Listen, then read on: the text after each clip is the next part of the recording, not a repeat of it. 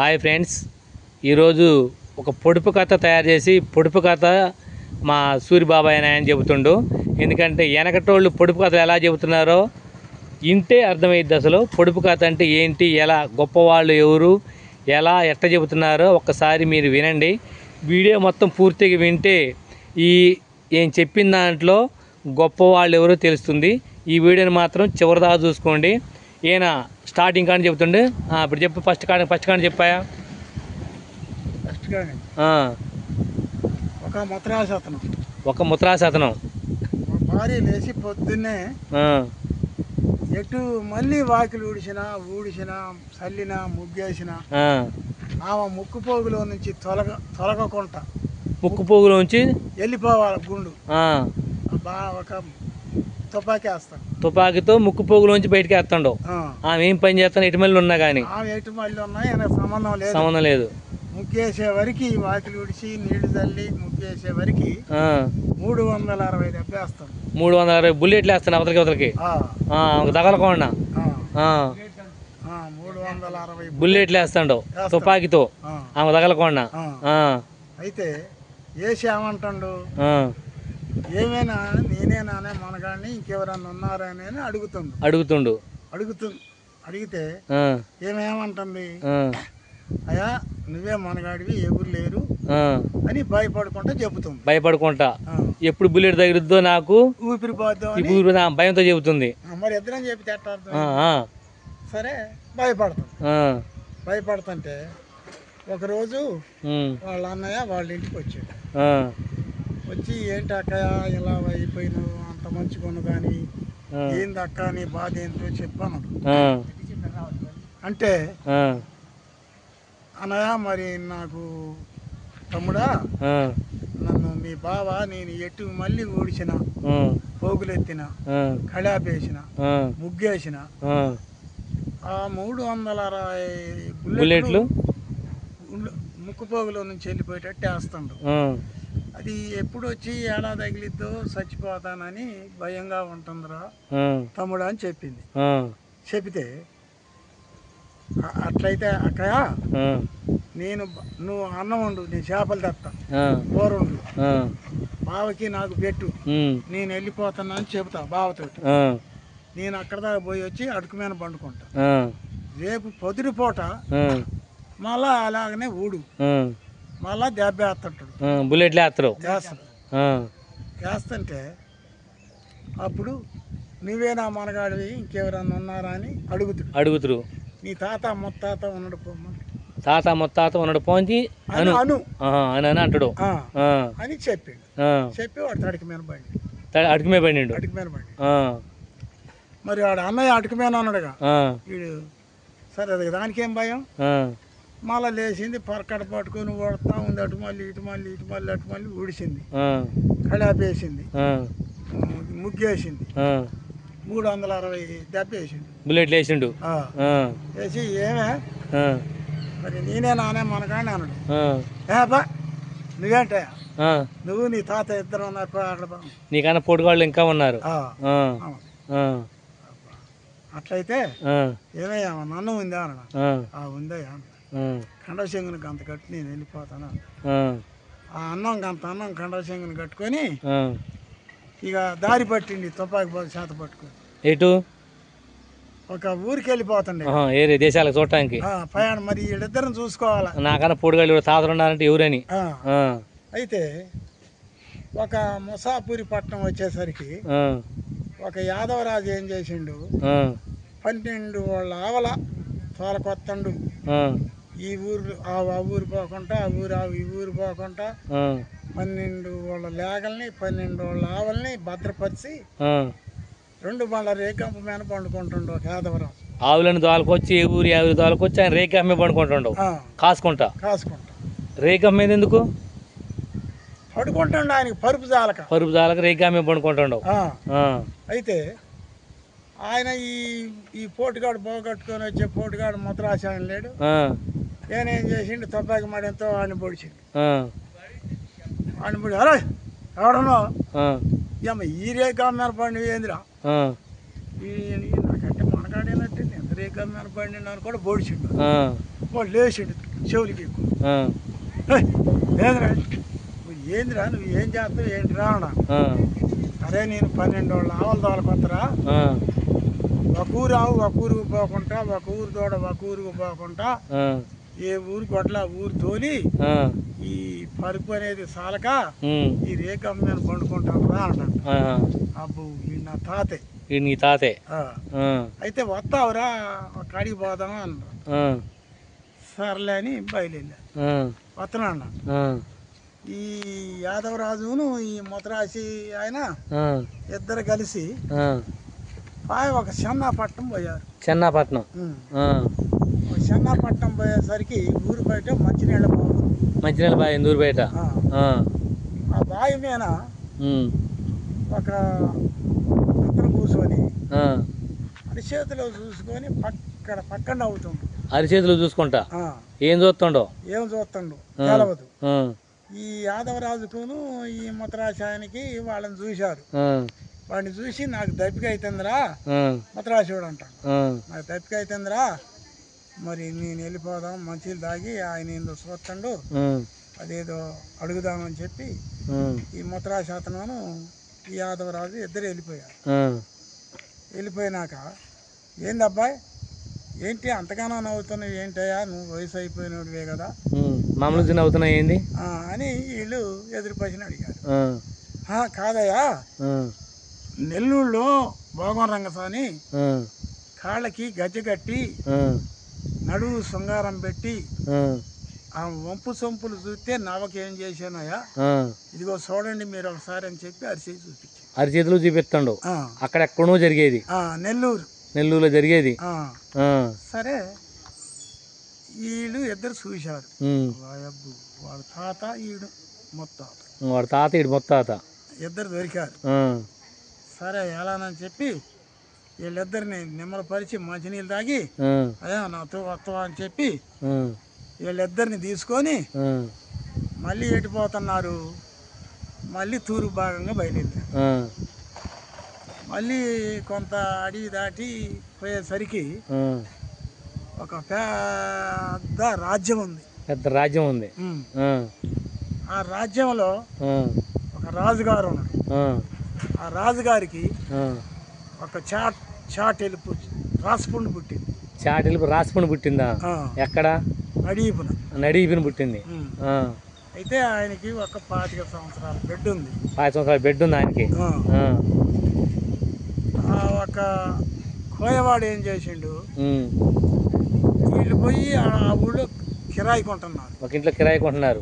ఉమ్, ఈ ముగ్గురు, ఉమ్, ఈ ముతరాశాతను, యాదవరాజు, అరిచేతిలో అంజని ఆ, కిరాయి కొంటుంటే ఒక 3 ఆ, ఒక కోయవాడు ఏం చేసిండు, ఆ, ఈ రాజుగారి ఇంటికి అడుక్కుంటా పోయిండు. ఆ, అయ్యా నీ రాసుకుంటూ పోవాలంటే నేను ఒకటి చెప్తాను, నాకు సంభావన ఇస్తావా అన్నాడు. ఆ, అది ఇస్తాయా అన్నాడు. ఆ, సరే 7 గడియలలో ఉమ్, కాశీకి వెళ్ళి ఆ, కాశీ తీర్థం తెచ్చి ఆ, నీ రాసుపుండు మీద పోతే ఆ, నీ రాసుపుండు దెబ్బ మానిద్దయా 7 గడియల్లో అని చెప్పారు. ఆ, చెప్పి ఆయన సంభావన ఆయన అడుక్కొని ఆయన దారి ఆయన వెళ్ళిపోయింది. ఆ, వెళ్ళిపోయిన తర్వాత ఈ దొరుకుతారా నాకు, ఆ, 7 గడియలు పోయి వచ్చి ఉంటారా ఉండరా ఉంటారా ఆ, అంటే ఆయన అన్నాడంట పోత ఆ, ఆడో పుట్టే ఉంటారాయా, ఆ, ఊరు సాటింపేపి అన్నాడు. ఊరు సాటి బేబీ ఆయన పుట్టే ఉంటారు తెస్తారు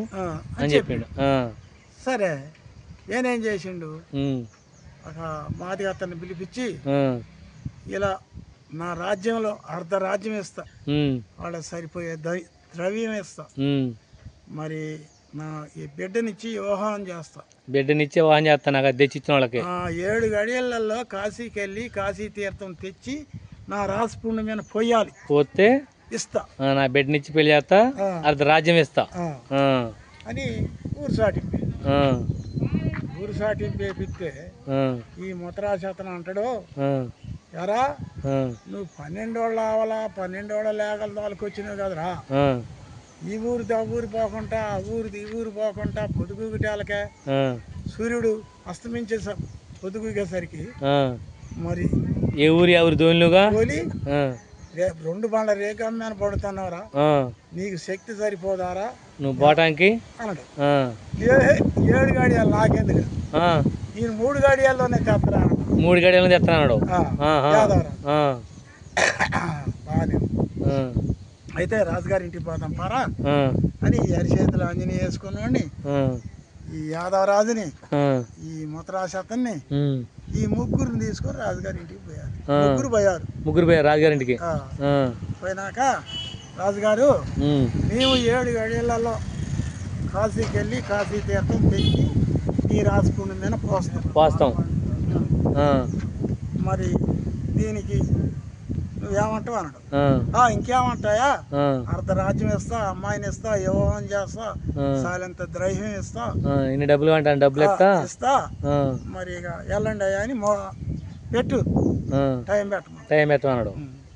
టైం పెడితే ఈ అమ్మాయిడు 2 గాడియలకే పోయిండు. ఈ యాదవరాజు 2 గడియలకే పోయిండు కాశీ. కాశీ పోయి నీ అమ్మ 15 నిమిషంలో అది చెంబు తీసుకున్నాడు, తీర్థం ముంచుకున్నాడు. హాయ్ అమ్మ, ఒక 30 వంతు రానే వచ్చిండు. 3వ గడియ కదా శాంతవరం వచ్చిండు. చాలా దగ్గరికి వచ్చిండు, రాజుగారి దగ్గరికి వచ్చిండు. ఆడాడో తాడి చెట్లు ఉంటే తాడి చెట్లు ఆడ చల్లగా ఉందని చెప్పి పడుకోండి, చాలా టైం పోవచ్చులేని పడుకున్నాడు. పడుకుంటే తాడి చెట్టు నీడ తొలగిపోయింది, కొద్దిసేపు తొలగిపోద్ది. ఆడ ఈ ఆదిదేవుడు ఒక 20 సంవత్సరాలు బట్టి తావరం చేసిండట కట్ట కింద. ఆదిదేవుడు అంటే నాగన్న తావరం చేసి ఈయన మరి ఎలా ఈయన ఎండలో పండుకున్నాడు యాదవరాజు గారు. మరి ఈయనకి నీడ లేదు, ముఖం అంతా చెమట పోసింది, మనం బయటికి వెళ్ళాల్సిందేనని ఆదిదేవుడు బయటకు వచ్చి చాటంత పడిగిప్పి పాపం ఈ యాదవరాజు నీడ పట్టిండు. రై నీ అమ్మవాడు 2 గాడిలో తెస్తున్నాడు, 3 గాడి యాదవరాజు గాడు ఏడురా, 2 గాడిలు అయిపోయింది, 3 గాడిలు అయిపోయినాయి, 3 అయిపోయి 4వది మొత్తనే ఉంది అని అరిచేతులు ఆంజనేయ వేసుకున్నాడు. చూడమన్నారు. ఈడేం చేసిండు, అరిచేతులు ఆంజనేయ వేసుకుంటే వీడు 2 గాడిలకు పోయి తెచ్చిండు, కట్టమైన బండి. 3వ గడియలు వచ్చి కట్టమైన బండుకోండి వచ్చి చాలా టైం ఉంది అని కట్టమైన బండి. తాడి చెట్లు నీడ తొలగిపోయింది. తొలగిపోయిన తర్వాత ఈ ఆదిదేవుడు వచ్చి 12 శిరసులు ఇప్పి చాటేలుపున పడగబట్టిండు. చల్లటి గాలి వాతావరణం, చల్లగా నిద్రపోహండి ఆయన. ఇంకా ఈ యాదవరాజు లేచేటట్లేదు. ఈ ముత్తరాశాస్త్రం అంటాడో చూపి నెల్లూరులో బాగా సార్లు చూపించినగా యాదవరాజును చూపి పావును నేను కొడతాను ముత్తరాజు. సరే ఈ యాదవరాజు ఈ అరిచేతులు ఆంజనేయ వేసుకున్నాడు, చూపెట్టిండు. అదే ప్రకారం వీడు బాణం కొట్టిండు. 12 శిరసులు తెగిపోయి ఆ యాదవరాజు గుడ్డలన్నీ తడిసి రక్తంలో మునిగి తేలిండు. అరే రే రే రే రే ఏంది రక్తం ఏంటి, ఇదేంటి, నా దగ్గర కాశీ తీర్థం ఉంది, టైం అయిపోయిందో ఏమోనని చెప్పి ఆయన అలా బయలుదేరి వచ్చేసరికి ఇంకొక గడియ తేడా ఉంది. అబ్బా టయానికే వచ్చిండు, బాధ పడని చెప్పి ఆడికి పోయినాక ఇగో అని ముత్తరాశాస్త్రానికి ఎత్తడు. నేను పోయేటివేంటే నువ్వు కాశీ వెళ్ళినోడివి, నువ్వు పోయాలి, నువ్వు తెచ్చినవు కాబట్టి అక్కడి నుంచి అంటాడు ఆడు. సరే ఎవరు పోతేవయా పోయామని మరి ఈ అరిచేతులు ఆంజనేయుడు, నువ్వు ఆంజనేయ చూసినావుగా, లేకపోతే నేను ఆడనే పండుకుందా, నువ్వే పోయామని ఈడికిచ్చి, హే నేనేదో చూడటం వరకే గాని నువ్వు కష్టపడి తెచ్చినావు, నువ్వే పోతే మంచిది, నీ చేతి మీద పాపమే జరగని పుణ్యమే జరగని పోయావు. సరే రాజుగారు బోర్లు తిరిగి పడ్డాడు.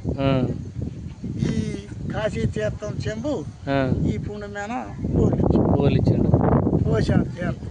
ఆయన కొద్దిగా అట్లా లేచి కూర్చుంటాక పుణ్యం అంతా దడిచింది. అది బాగానే ఉంది. సరే పోయిందా పుండు? 20 రోజుల తర్వాత చాటెలుపు పుండు చెయ్యెలుపుకి వచ్చింది. చాటెలుపు పుండు చెయ్యెలుపుకి వచ్చింది. సరే మళ్ళీ ఒక 10 రోజులు ఆగినాక చెయ్యెలుపు పుండు రూపాయి బిళ్ళకి వచ్చింది. సరే మళ్ళీ ఒక 5 రోజులు ఆగినాక రూపాయి ఎలుపుది నవాపాయసుకు వచ్చింది. ఇక మాండుకు వచ్చింది, ఇక అయిపోయింది. సరే ఇక 10 రోజుల్లో అమ్మా బిడ్డను పిలిచిండు. ఉండి మానిపోయింది. వాళ్ళ కర్తవ్యం అయిపోయింది. అమ్మా మరి ఏంటే మరి వాళ్ళకి అర్ధరాజ్యం ఇస్తానన్నా, సాలంత ద్రహ్యం ఇస్తానన్నా, మరి నిన్నిచ్చి వివాహం చేస్తానన్నా, మరి నీ సంగతి ఏంటి చల్లి చెప్పు అన్నది. తండ్రి అడిగిండు. ఎవరు చెప్పని అడిగిండు.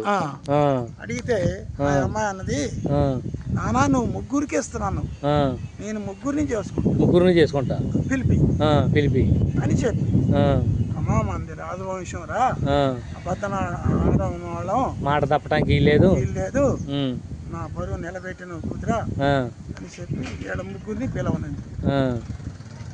పిలవనంపితే ఈ యాదవరాజు ఏమంటాడు, నేను కాశీ పోయి తీర్థం తెచ్చాను కదా, నేను చేసుకుంటే తప్పేంటి అంటాడు యాదవరాజు. నువ్వు ఏడ తెచ్చినవా, నేను పావును కొట్టింది తెచ్చినవా, నువ్వు చెట్టు కింద పడుకొని పావును కొట్టలా అంటాడు ముత్తరాజు ఆయన. అరే నువ్వు ఎట్ట కొట్టావురా, నేను అరిచేతిలో చూపించినాక నువ్వు కొట్టింది, నేర్చేతులు అంజనం వేస్తేనే నువ్వు చూసి కొట్టింది ఎట్లా, ముగ్గురు నాటిపోట 3 దాకా ఆలోచించుకోమన్నది.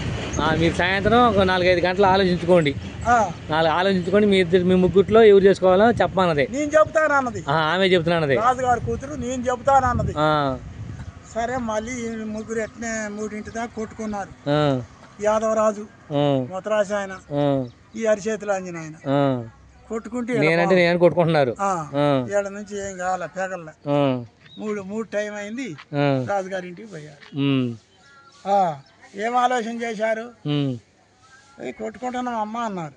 కొట్టుకోవటం కాదే, నేను చెప్పింది వినండి, వినవా, ఆ తర్వాత మళ్ళు మాండ్యాలు ఎవరియో తెలిసిద్ది అని చెప్పి చెప్పమ్మా ఎంటమా అన్నారు. ఒప్పుకున్నారు. ఇదిగో నాకు పతాన పెట్టె, దువ్వెన, అద్దము, వంకపకాయ, బొట్టు పిల్లలు తీసుకురా అన్నది యాదవరాజు. అన్నది. సరే యాదవరాజు నాకు అన్నయ్య కాబట్టి నువ్వు ఏం తీసురా అన్నది. అన్ని తీసురా, వివాహం చేయాలి కాబట్టి. సరే యాదవరాజు ఒప్పుకున్నాడు. సరే నీ అన్నయ్య అయితే నేను చేసుకోను అన్నాడు. నేను తీసుకొస్తాను అన్నాడు. పెట్టె తీసుకొస్తాను అన్నాడు. పెట్టె ఒకటే కాదు, అన్ని సామాను చెంబు మొత్తం చెప్పి అన్ని తీసుకొస్తా చెల్లా అని ఒప్పుకున్నాడు. సరే ఈయన అరిచేతిలో అంజని వేసుకున్నాడు. అయ్యా నువ్వు తాంబాళం పెద్ద చెంబు తీసుకొని మీ వివాహం చేసుకొని మొత్తల మందలకు వచ్చినప్పుడు నువ్వు మా కాళ్ళు కడగాలన్నది. తాంబాళంలో పెట్టి నా భర్త కాళ్ళు నా కాళ్ళు కడిగి నీ నెత్తిని పోసుకుంటే నువ్వు మా తమ్ముడైతుడు అని ఆయన 2 కూడా తీరింది. ఇక వాడు అన్నాడా ముత్తరాశివాడు మూలన 300 బాణాలు వేసిన ఆయన. వాడిని అన్నది, మా నాయనకి నువ్వు తండ్రివి ముత్తరాశి ఆయన, నువ్వు ఈ దేశం అంతా సంపాదించిన వాడివి, మా నాయనకి రాసపుండు లేచింది, తండ్రి బాగు చేపియాలి. ఎవడు బాగు చేపిస్తాడు యాదవా, నువ్వు తాతవరా, తాతవి, ఈ ఆస్తి అంతా నీది, నాకు వివాహం చేసిపోయే బాధ్యత నీది. ముగ్గురికి 3 తీర్లు చెప్పింది. నాకు చేయాలి, నాకు తగిన వరుణ్ణి చేయాలి. అప్పుడు మాట గుడుచుకుంటే ఆ బాధ్యత ఆయన ముత్తరాజు ఆయనకి అంటగట్టి. ఆయన పెద్ద తాత. ఈ అరిచేతిలో అంజని వేసుకున్నాడు. వాళ్ళిద్దరు కాళ్ళు భర్త భార్య కాళ్ళు కడిగి నెత్తిన పోసుకున్నాడు కాబట్టి తమ్ముడైండు. ఈ యాదవరాజు ఉన్నాడు చూసిన ఈయన బొట్టు పిల్లలు అన్ని తెచ్చిండు. ఏర్నాలు పెట్టే కాడ నుంచి ఈయన అన్నయ్య. పెద్ద అన్నయ్య. మరి పెళ్లి ఎవరు చేసుకున్నారు? పెళ్లి వరుణ్ణి తెచ్చి చేయమనడా. వాళ్ళ ముగ్గురిని తీసుకొని వచ్చి వీళ్ళ ముగ్గురికి బాధ్యత కట్టింది అన్నమాట. ఈ ద్రయం అంతా మందే, ముత్తరాజాయం. విన్నవా, నువ్వు తాతవి, మా నాయనకి తండ్రి, నాకు తాతవి. మా నాయన పెళ్లి చేసేటట్టు లేడు, రాసపుండు వచ్చింది. అదేలే, నువ్వు కొడుకు ఎక్కడ ఉన్నాడు అని వచ్చి నువ్వు బాగు చేసినావు. ఈ రాజ్యం అంతా నీదే, నీ కొడుకే ఇచ్చుకో, ఎవరికన్నా ఇచ్చుకో, నాకు మటుకి తగిన వరుణ్ణి తీసుకొచ్చి పెళ్లి చెయ్యి, అది నువ్వు తాతవు కాబట్టి అని పట్టుకుంది. ముగ్గురు కూడా ఇళ్ళు బోర్ల పడి ఆ కాళ్ళ మీద పడి దండాలు పెట్టి దారి పట్టారు. పోనిచ్చింది ఆ వాళ్ళని, పోనీలే. ఏమన్నది, ఎలా పోతారు మీరు, ఎక్కడి నుంచి వచ్చారు, ఏ దేశం నుంచి వచ్చారు, నాకు వరుణ్ తెచ్చి మీరు నేను అడిగిన ఇచ్చి పోండి అని చెప్తే అమ్మా నువ్వే మనగాడివి అని దండాలు పెట్టి దారిన పడ్డారు. అది కథ అట్టుందో మరి. ఇప్పుడు మీరు ఈ కథ విన్నారు కదా, ఈ కథ విన్న తర్వాత ఇందులో అసలు ఆ రాణి గారిని పెళ్లి చేసుకునేది ఎవరో మీరు ఆన్సర్ తెలిస్తే చెప్పండి, కామెంట్ చేయండి. నచ్చితే వీడియోని లైక్ చేయండి, సబ్స్క్రైబ్ చేసుకోండి, షేర్ చేయండి. మళ్ళీ వచ్చే వీడియోలో ఈ కథలో రాజుగారి బిడ్డని చేసుకునే మనిషి ఎవరో మళ్ళీ ఈసారి ఆ పొడుపు కథ ఇప్పి చెబుతాం. వీడియో నచ్చితే మాత్రం లైక్ చేయండి. Bye friends.